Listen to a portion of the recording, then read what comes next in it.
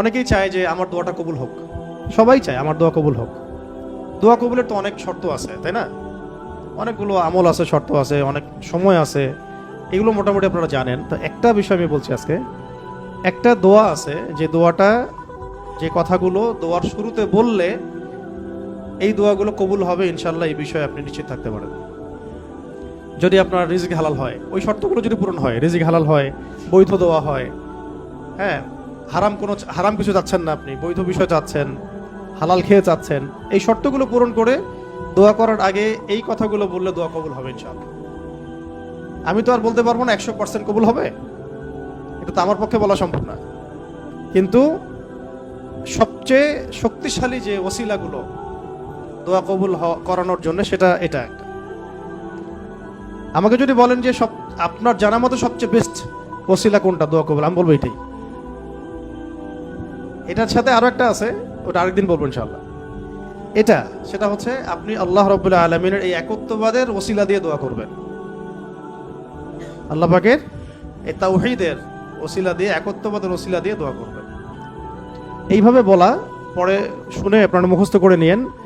দোয়া করার আগে আল্লাহ পাকের প্রশংসা করা, আলহামদুলিল্লাহটাও আল্লাহ পাকের প্রশংসা, এবং রাসূল সাল্লাল্লাহু আলাইহি ওয়াসাল্লামের প্রতি দরুদ শরীফ পড়া একবার, অন্তত একবার, চাইলে আপনি অনেক পড়তে পারেন।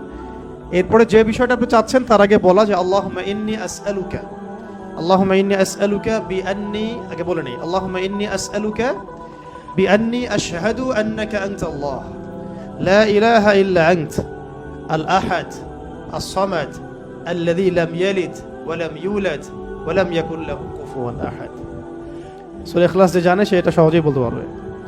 আল্লাহুম্মা ইন্নী আসআলুকা বিআন্নী আশহাদু আন্নাকা আনতাল্লাহ লা ইলাহা ইল্লা আনতাল আহাদ আস-সামাদ আল্লাযী লাম ইয়ালিদ ওয়া লাম ইউলাদ ওয়া লাম ইয়াকুল লাহু কুফুয়ান আহাদ। এরপরে আপনি দরুদ শরীফ পড়ে দোয়া করা শুরু করবেন, ইনশাআল্লাহ দোয়া কবুল হয়ে যাবে।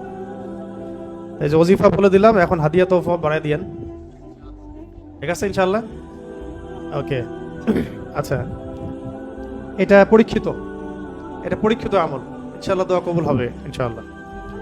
আরো যদি সুন্দর করতে চান তাহলে আল্লাহুম্মা ইন্নী আসআলুকা বিআন্নী আশহাদু আন্নাকা আনতাল্লাহ, এর সাথে লা ইলাহা ইল্লা আনতাল আহাদ আল ওয়াহিদ আস-সামাদ আল্লাযী লাম ইয়ালিদ ওয়া লাম ইউলাদ ওয়া লাম ইয়াত্তাখিয ওয়ালাদান ওয়া লাম ইয়াকুল লাহু শারীকুন ফিল মুলক। আরো বলা যায় ওয়া লাম ইয়াকুল লাহু কুফুয়ান আহাদ।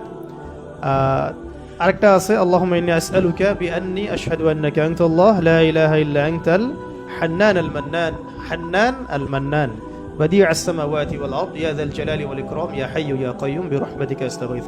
এইটা দিয়ে দোয়া করা যেতে পারে শুরুতে, ঠিক আছে? এগুলো আমল করবেন ইনশাআল্লাহ। প্রথমটা তো সহজ, ওইটা বললাম, আল্লাহুম্মা ইন্নী আসআলুকা। একা দোয়া করলে আল্লাহুম্মা ইন্নী আসআলুকা, একসাথে করলে আল্লাহুম্মা ইন্না নাসআলুকা।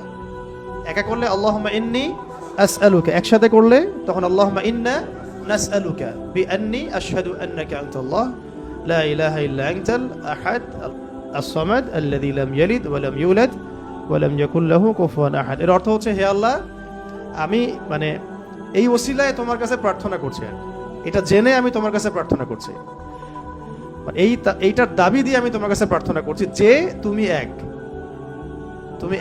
তুমি অমুখাপেক্ষী, তুমি কাউকে জন্ম দাও নাই, কারো কাছ থেকে তুমি জন্ম নেও নাই, তোমার সমতুল্য কিছু নাই। এইটার ওসিলা দিয়ে আল্লাহ আমি তোমার কাছে প্রার্থনা করতেছি। এর চেয়ে বড় ওসিলা হয়? তাওহীদের চেয়ে বড় ওসিলা হয় না। এরপরে আরেকদিন আরেকটা ইনশাআল্লাহ শিখাই দেব। এটা গেল ওই যে বললাম বেলাল রাদিয়াল্লাহু আনহুর অত্যাচারের পরে নাজিল হওয়ার পর আল্লাহ রাব্বুল আলামিন প্রথম জানাই দিলেন যে বলো আল্লাহ রাব্বুল আলামিন এক। এই এক দিয়ে কি হয়েছে, সমস্ত বহুত্ববাদীদের যে ধর্মবিশ্বাসের যে ভিত্তি, এটাকে ভেঙে দেওয়া হয়েছে।